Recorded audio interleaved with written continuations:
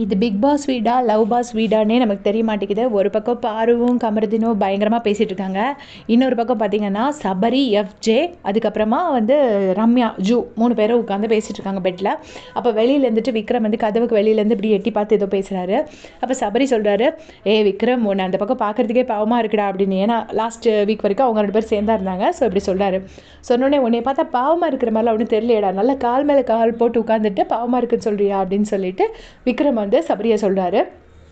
உடனே சபரி எப்படி சும்மா சிரிச்சுட்டே இருக்கிறாங்க. அந்த டைமில் பார்த்தீங்கன்னா ஆதிரை வராங்க. ஆதிரை வந்துட்டு அவங்களோட அந்த மேக்கப் பாக்ஸாக ஜுவல் பாக்ஸ் அதில் இருந்துட்டு ஒரு செயின் எடுக்கிறாங்க. எடுத்துகிட்டு அது ஏதோ கலத்தி தர சொல்கிறாங்க அப்படின்னு நான் நினைக்கிறேன் எஃப்ஜே கிட்ட. நான் ஃபஸ்ட்டு என்ன நினச்சேன்னா எஃப்ஜே நிறைய ஜுவல்ஸ் போடுவார், எத்தனை பேர் நோட்டீஸ் பண்ணியிருக்கீங்கன்னு தெரியாது. ஸோ எஃப்ஜே கிட்ட ஏதோ ஜுவல் கொடுக்குறாங்க போல இருக்குது அப்படின்னு நினச்சேன். பட் எஃப்ஜே கிட்ட அதை கலத்தி அந்த கொக்கி ஏதோ கலத்தி கொடுக்க சொல்கிறாங்க போல இருக்கு. ஸோ எஃப்ஜே ஏதோ பண்ணுறாரு. உடனே இது வேறு எப்போ பார்த்தாலும் ஒரே இரிட்டேட்டிங்காக இருக்குடா அப்படின்னு சொல்லிட்டு சபரி கிண்டல் அடிக்கிறாரு. அப்போது 2 பேரும் பார்த்து நக்கலாக அப்படி சிரிச்சுக்கிட்டே முறைக்கிறாங்க, எஃப்ஜேயும் ஆதிரையும்.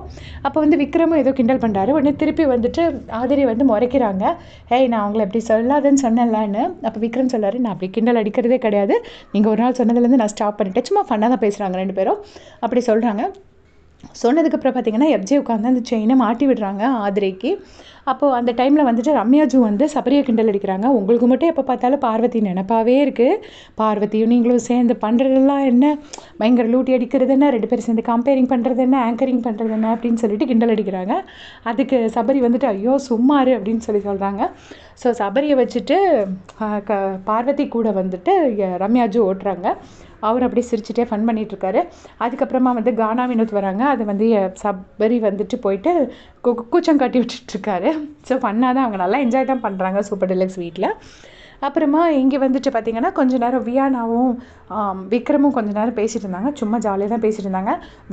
வியானா வந்து அவங்களோட ஆக்சென்ட்டை கொஞ்சம் மாற்றிட்டு அவங்க கொஞ்சம் இன்னும் பெட்டராக நல்ல தமிழ் அவங்க பேசுகிறத நான் கேட்டிருக்கேன். எப்பயுமே அவங்க இந்த க்யூட் ஆக்சென்ட்டில் பேசுகிறதில்ல. கொஞ்சம் அதை மட்டும் நல்லா பண்ணாங்கன்னா அவங்களுக்கு இன்னும் நிறைய ஓட்ஸ் விழும் அப்படின்னு நான் நினைக்கிறேன். உங்களுடைய கமெண்ட் சொல்லுங்கள்.